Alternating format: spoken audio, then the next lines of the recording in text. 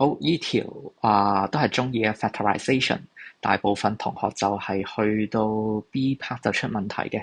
咁我 A part 好快做俾大家睇啦，因為佢都係只係用翻 A 二次減 B 二次一條 identity 嘅啫。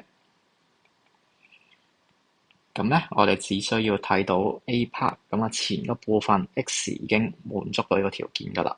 咁後邊咧，我哋放翻個6Y 係二次咁啊，滿足埋呢個條件咁啊，所以直接 apply 個 identity X 加 6Y，X 減 6Y， 好搞掂。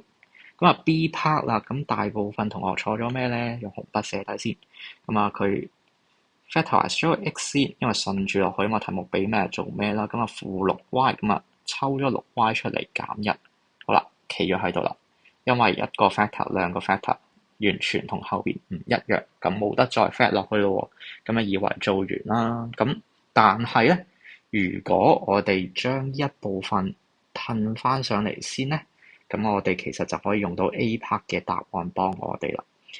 如果熟嘅朋友咧、同學咧，咁啊會記得咧，我哋學呢啲identity 嘅時候咧，其實我哋有學到佢哋個名嘅。咁呢個 the difference of the squares 其實就係咁用嘅。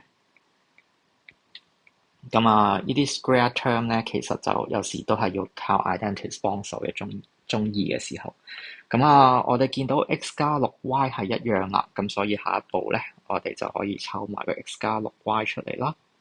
後邊 x 減 6y， 咁好多同學咧又唔記得咗呢度其實係1乘2呢個喎，所以臨尾咧係會減1嘅，咁啊記住呢個位啦。好，搞掂。